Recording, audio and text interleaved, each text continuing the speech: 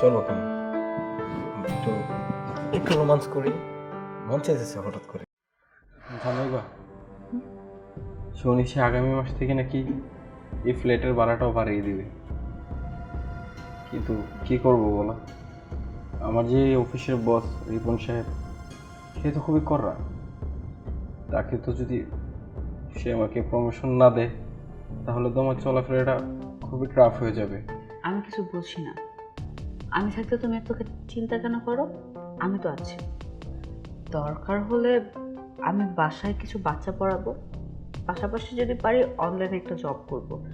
তাহলে তো মনে হয় তোমার আমার সংসার একদম ঠিকঠাক চলবে। আমাদের তো সংসারে কোনো কিছুর কমতি নেই, সব কিছু অনেক অনেক ভালো। আমরা ভালো চলতেছি, খালি সমস্যা একটাই, আর্থিকভাবে। আর্থিকভাবে টাকার যে সমস্যা, এটা কেটে যাবে, এটা নিয়ে তুমি একদম চিন্তা করবে না। সবচেয়ে বড় কথা, আমরা সৎভাবে আছি। এই সৎভাবে কয়জন থাকতে পারে তুমি একটু বলো? তোমার এই ভরসাটা না আমার জন্য সাহস। আর এই সাহস আমি তোমাকে সারা জীবন দিতে চাই। তুমি যদি সারা জীবনে সাহসটা দিয়ে যাও, ইনশাল্লাহ আমি অনেক দূর এগিয়ে যাবো। ঠিকই তো যাবো, কিন্তু আমার না মাঝে মাঝে ভীষণ ভয় হয় জানো। কিসের বই? এখনকার যে যুগ, ঘরে বউ রেখে ছেলেরা নানান মেয়েদের প্রতি আসক্ত হয়, আবার অনেক সময় অনেক মেয়েরা ঘরে স্বামী রেখেও অনেক ছেলেদের প্রতি আসক্ত হয়। আমি না চাই না আমাদের সংসারে এরকম কোনো কিছু আসুক।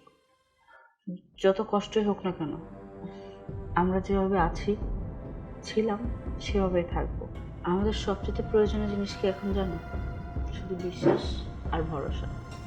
এই দুইটা জিনিস যতদিন তোমার আমার মাঝে থাকবে, ইনশাআল্লাহ ততদিন কোনো মানুষ আমাদেরকে অসন্তুষ্ট করতে পারবে না। আমি অফিসে গেলে আমার অনেক ভয় হয়, না জানি তুমি আমাকে ছেড়ে চলে যাও। আহা, বাদ তো এসব কথা। তোমার তো অফিসের সময় হয়েছে না, অফিসে যাবে না? লেট করলে তো আবার তোমার বস নাকি অনেক কড়া, চিৎকার চেঁচামেচি করে, বকাঝকা দিবে। তুমি যাও, আজকে অফিসে যাও। আর একদম চিন্তা করবে না ফ্ল্যাট ভাড়া বাড়বে, আমি তো আছি। আমি তো তোমার বউ। আমি যদি তোমার পাশে না থাকি তাহলে কে থাকবে বলো তো? ঠিক আছে, তুমি এই ভরসাটা আমাকে সারা জীবন দিয়ে যাও। হ্যাঁ, আসি।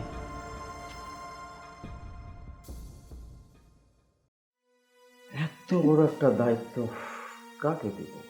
আসলে আমার তো সেরকম কোনো বিশ্বাসযোগ্য লোকও নাই। হ্যাঁ, সুজনকে দায়িত্বটা দেওয়া যায়। আরে এখন রেডি হচ্ছি, ছাড়ো। রেডি হচ্ছ? কি হয়েছে? আমার জন্য তো রেডি হচ্ছে না। তাহলে কার জন্য রেডি হবো? এই যে এত সাজুগুজু কার জন্য করি? আমার নিজের জন্য? তোমার জন্য তো করি। সরো এখন। চলো কেন একটু একটু রোমান্স করি, মন চাইতেছে হঠাৎ করে। এখন তুমি অফিসে যাবা, আগে ডিউটিতে যাও। যাও, শাড়ির আঁচল ছাড়ো। ডিউটিতে তো যাবোই, তার আগে আমার একটা কন্টিনিউটি ডিউটি আছে না, যেমন তোমাকে হ্যাপি রাখা। বুঝতে পেরেছি। তুমি যে কি বলতে চাচ্ছ সেটা আমার যাতে বেটার আর কে জানে। প্রতিদিনই অফিসে যাওয়ার আগে তোমার একটু করে শয়তানি করতে হবে। কেন শয়তানিটা করতে হবে? যদি এই শয়তানিটা না করে অফিসে যাই তাহলে সারাটা দিন না আমার বৃথা হয়ে যায়, ভালো লাগে না। তাই না? ঠিক আছে, আজকে তাহলে তুমি ভদ্র মানুষ, শয়তানিটা আমি করি, ঠিক আছে? আসো। স্যার। ও সুজন সাহেব আসছেন? জি। আসলে আপনাকে ডাকা হয়েছে, আপনাকে বড় একটা দায়িত্ব দেবে।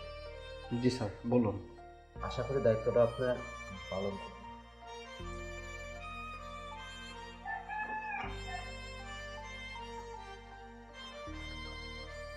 এই ব্যাগে 5 লক্ষ টাকা আছে, সময় মতো ক্লায়েন্টের হাতে পৌঁছে দিন। আশা করি আপনি আমার বিশ্বাসটুকু রাখবেন। জি অবশ্যই স্যার, আমি আমার দায়িত্বে এই টাকাগুলো পৌঁছে দিয়েছি। জি আচ্ছা, আসতে পারেন। আসসালামু আলাইকুম।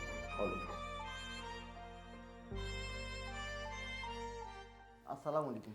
হ্যাঁ হ্যাঁ, ওয়ালাইকুম আসসালাম। এই কাকে পাঠাইছেন বুঝলাম না। 2 ঘন্টা হলো দাঁড়া আছি, কোনো টাকা পয়সা আনার কোনো খোঁজ খবর নাই। কি বলেন? আর টাকা তো ওকে অনেক আগেই পাঠিয়ে দিয়েছি। কি কি টাকা পাঠাচ্ছেন মানে সিটারি বাট শুরু করছেন নাকি? আপনাদের এইভাবে বিজনেস করলে কখনো পসিবল না বিজনেস করা। আচ্ছা ঠিক আছে ভাই, আপনি একটু ওয়েট করুন, আমি দেখছি। তাড়াতাড়ি দেখেন।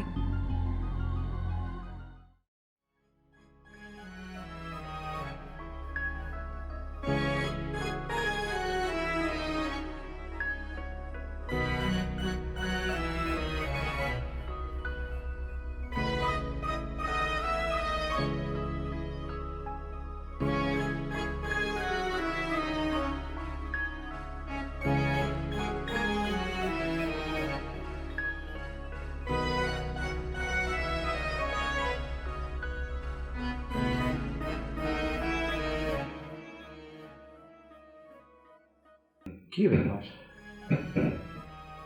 সুজন সাহেবকে তো টাকা দিয়ে পাঠিয়ে দিয়েছে অনেক আগে। এই শহরে কি বিশ্বাসযোগ্য লোক একজনও নেই?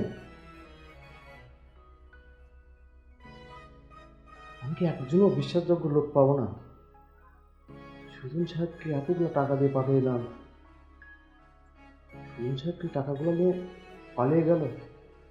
সুজন সাহেবকে আমার বিশ্বাস রাখলো না। না, আমার ধৈর্যের বাঁধ ভেঙে যাচ্ছে। কি করবো? সুজন সাহেবের বাসায় যাবো, যাওয়াটা ঠিক হবে? না, আমাকে বসে থাকলেও চলবে না, ওর বাসায় যেতেই হবে।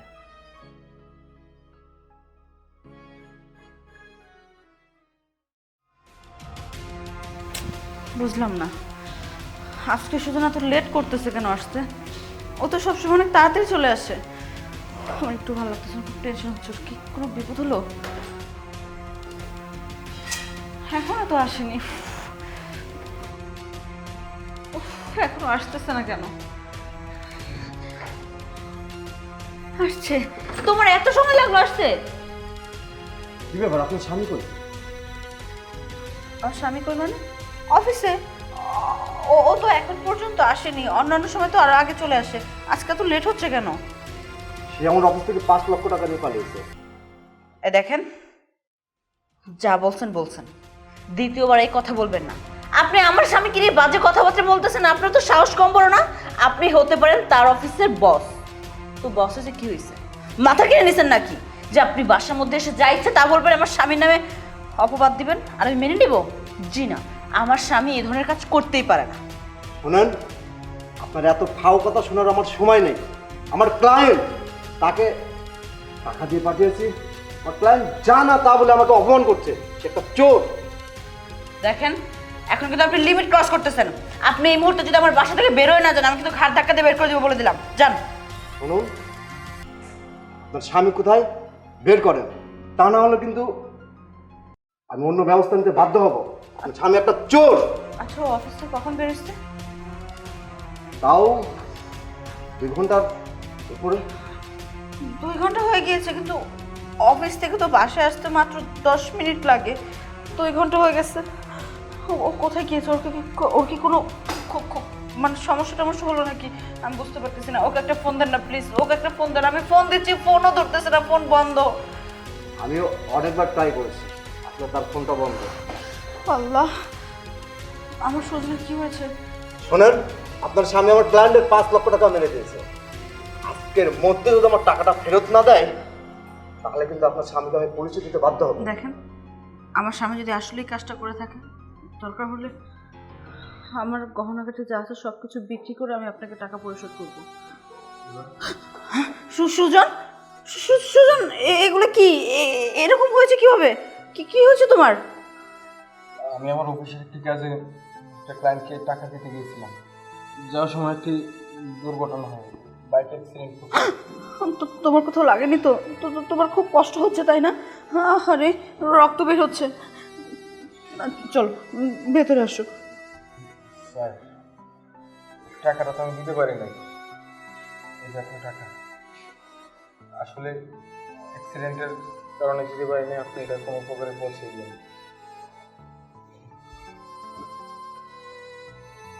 কি একজনের বাড়িতে এসে তার ব্যাপারে ভালো মন্দ না জেনে তাকে যা ইচ্ছা তাই বলে দিলেন?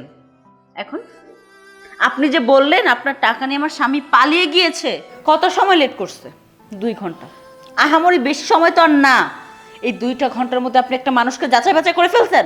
আমার বাসার মধ্যে এসে ভালো মন্দ না জেনে আমাকে অপমান করছেন, আমার স্বামীকে অপমান করছেন। আপনি কি মনে করছেন আমি কিচ্ছু বলবো না? তুমি একদম আমাকে বাধা দিবা না। এই লোকটা বাসার মধ্যে এসে জানা তাই বলছে, কেন বলবে? তাও কিনা আমার সামনে আমার স্বামীকে নিয়ে বাজে কথা বলে। এত বড় সাহস কোথায় পাইছেন? টাকা পাইছেন এখন? শোধ হয়েছে? ক্লিয়ার? এখন বুঝতে পারছেন যে ওর কি হয়েছিল? ও যে টাকাটা নিয়ে পালায় নাই। ক্লিয়ার? এখন যান, যান, বের হন। আসলে সুজন সাহেব, আপনাকে আমি পরীক্ষা করছিলাম। আপনি আপনার পরীক্ষাতে পাস। মানে কি বলছেন আপনি সব? পরীক্ষা মানে কি বলতেছেন? আমি তো কিছু বুঝতেছি না। আসলে সুজন সাহেব, আমি আপনাকে পরীক্ষা করছিলাম। আপনি আপনার পরীক্ষাতে পাস। আমি আমার কোম্পানিতে এই রকম একজন বিশ্বাসযোগ্য লোক খুঁজছিলাম। মানে তার মানে আপনি বলতে চাচ্ছেন এই যে অ্যাক্সিডেন্ট, টাকা পয়সা, এগুলো সব কিছু আপনার প্ল্যান ছিল? জি। আপনি ইচ্ছাকৃতভাবে করেছেন সুজনকে পরীক্ষা করার জন্য? স্যার, আপনার এখান থেকে আমি যে টাকাটা পাই ওই টাকা দিয়ে আমি সন্তুষ্ট। আমি আমার ওয়াইফ কিনে চলতে পারতেছি। আমি আর এই 5 লক্ষ টাকার উপর কোনো লোভ নাই। আচ্ছা সুজন সাহেব, আপনি আমার পরীক্ষাতে পাস। সামনের মাস থেকে আপনার প্রমোশনটা হয়ে যাবে। আমি এখন আসি। Thank you so much sir. Okay. Thank you sir. আরে খুব ব্যথা করতেছে তাই না? না, এগুলো সেরে যাবে, সমস্যা নেই। দেখলে সত্যর জয় একদিন না একদিন হয়। তুমি যে সৎ পথে ইনকাম করো, এই যে এতগুলো টাকা দেখো লোভ করো নি, সেটার প্রমাণ পেলে একভাবে না একভাবে তোমার প্রমোশনটা হয়ে গেল। এই প্রমোশনের জন্য কতই না কষ্ট করেছো।